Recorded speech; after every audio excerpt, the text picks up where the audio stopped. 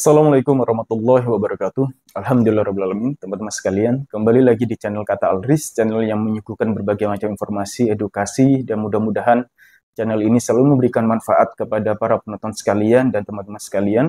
Dan doakan kami agar kami terus istiqomah dalam menyampaikan, memberikan informasi-informasi yang positif, informasi-informasi yang mengandung dakwah, ya. Mudah-mudahan ini menjadi amal jariah bagi kami, ya, dan doakan mudah-mudahan kami bisa istiqomah terus, ya, untuk memperjuangkan perjuangan di jalan Allah, ya. Teman-teman sekalian, alhamdulillah hari ini kita akan membahas salah satu hal yang kami pikir ini merupakan kecacatan logika atau logical fallacy, di mana pernyataan yang disampaikan ini merupakan pernyataan yang kami kira ini adalah mengandung subjektivitas pribadi, ya, dan tidak ada ranah untuk perbaikan ke depannya, ya. Teman-teman sekalian, saya akan membahas salah satu pernyataan. Pernyataan ini kalau bisa disimpulkan itu begini, ya. Pernyataannya adalah penyebab adanya sound horror, kemudian sholawatan pakai musik, kemudian ada hal yang lain sebagainya yang diakibatkan oleh musik ini, dan akibatnya adalah menjadi hal yang kemudaratan yang lain itu disebabkan oleh salah satu statement dari Ustadz Hadi Dayat, di mana beliau pernah mengatakan mengenai yang berhubungan dengan surat Asy-Syu'ara seperti itu. Nah, ini beliau menyampaikan seperti itu. Nah, dari sini saja itu beliau mengatakan satu hal mengenai subjektivitas berpikir, ya. Dan kami sampaikan ini merupakan salah satu kecacatan logika, tidak bisa memahami apa yang sudah dilakukan sejak dulu dan apa yang dilakukan pernyataannya mulai dari sekarang, ya. Nanti kita akan bahas kira-kira apa saja yang menurut ilmu pengetahuan dan teori apa beliau menyampaikan seperti itu, ya.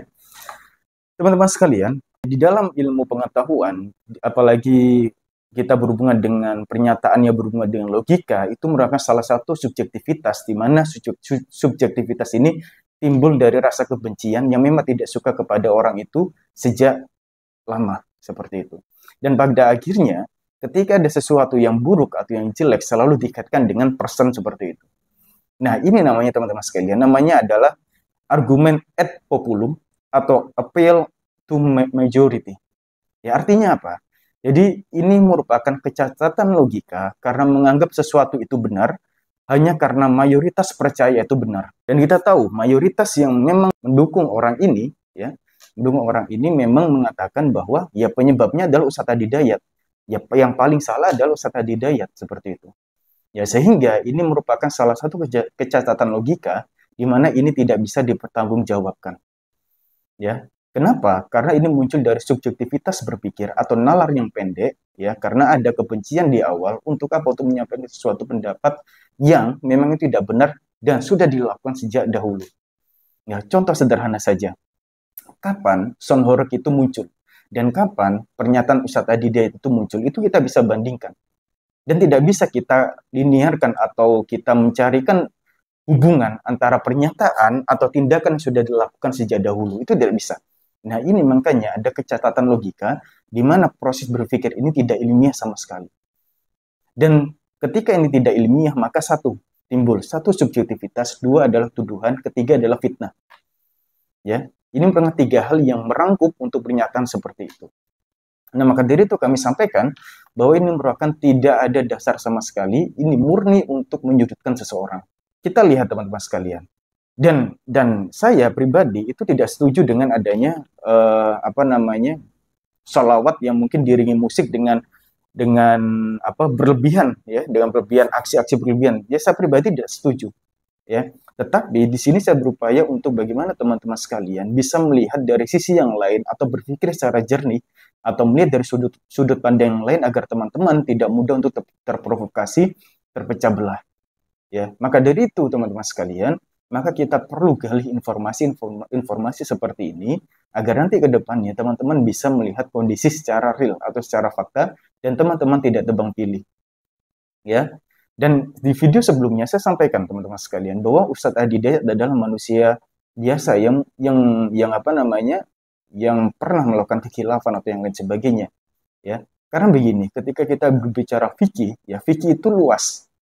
Yang sempit itu hati kita. Ya, sehingga kita tidak mudah untuk legowo kepada yang lain yang berbeda pendapat dengan kita, sehingga kita mudah menyalahkan. Itu yang menyebabkan subjektivitas kita dalam berpikir atau menyampaikan nilai kebenaran dari sisi yang lain.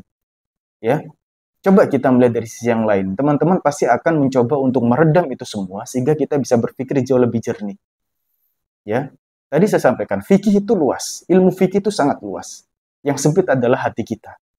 Ya, maka dari itu saya mencoba untuk mengkorelasikan dengan cara berpikir, ya, dengan cara logika, dengan cara narasi-narasi yang mudah-mudahan ini sebagai narasi yang ilmiah, agar teman-teman itu pikirannya lebih terbuka. Ya, pikiran terbuka. Jangan menjadi pikiran-pikiran cepat. Umat Islam tidak seperti itu. Ya, umat Islam tidak seperti itu. Maka dari itu, fungsi video ini adalah bagaimana kita mencoba untuk melihat dari sudut pandang yang berbeda. Kita mencoba telaah dari berbagai macam informasi dan kenyataannya. Dari mana sholawat ini muncul, kemudian ada musik seperti itu, dan dari mana sound horeg ini awal pertama kali. Apakah ketika kita ada penyebab lain, kemudian ada statement yang baru saja muncul, apakah itu bisa menjadikan penyebabnya? Kan tidak mungkin seperti itu. Nah, ini maksudnya adalah kelemahan berpikir, kelemahan analisa, dan kecacatan logika, atau biasa disebut dengan logical fallacy, seperti itu. Ya, karena ini atas subjektivitas pribadi seseorang yang mungkin membenci seseorang itu. Ya, ini bukan malah untuk menasihati, bukan, malah untuk menyudutkan seseorang. Karena terus berulang kali menyampaikan seperti itu. Jadi disudutkan kepada beliau Ustadz Hadi Dayat, disudutkan kepada Ustadz Hadi Dayat. Itu merupakan salah satu hal yang memang tidak pantas disampaikan. Dan saya harus menyampaikan seperti ini karena ini merupakan salah satu hal yang membahayakan khususnya bagi kaum muslimin tentunya, yang merindukan persatuan antar sesama muslim, ya, yang merindukan bagaimana rasanya untuk saling berukhuwah seperti itu. Ya, maka dari itu video ini dibuat untuk membuka pikiran kita bersama-sama agar teman-teman sekalian bisa untuk merasakan bagaimana nikmatnya kita berpikir kritis atau bernalar kritis sehingga kita bisa membedakan yang benar dan batil. Ya, Islam sangat membuka ruang seperti ini. Meskipun kita berbeda pendapat, bukan berarti satu muslim, satu kafir, atau satu surga, satu neraka. Tidak seperti itu cara berpikirnya. Ya, sehingga ini perlu kita luruskan sama-sama agar teman-teman sekalian itu bisa melihat bagaimana sudut pandang yang berbeda. Agar teman-teman bisa menilai sisi yang jauh lebih baik di luar itu semua. Ya, berbeda itu hal yang wajar teman-teman sekalian. Itu sangat wajar. Saya menyampaikan seperti ini pasti pasti ada yang tidak setuju dengan pendapat saya, itu hal yang wajar menurut saya. Tetapi nilai-nilai keislaman tentang ukhuwah, ya, tentang silaturahim, tentang pemahaman antar muslim itu harus lebih tinggi dari hal apapun. Ya, tadi yang saya sampaikan bahwa ilmu fikih itu luas, yang sempit adalah hati kita, sehingga kita tidak mudah menerima sesuatu di luar pemahaman kita. Nah, maka dari itu ketika saya mencoba itu, maka saya kaitkan dengan ilmu-ilmu empirik, ilmu-ilmu yang logis.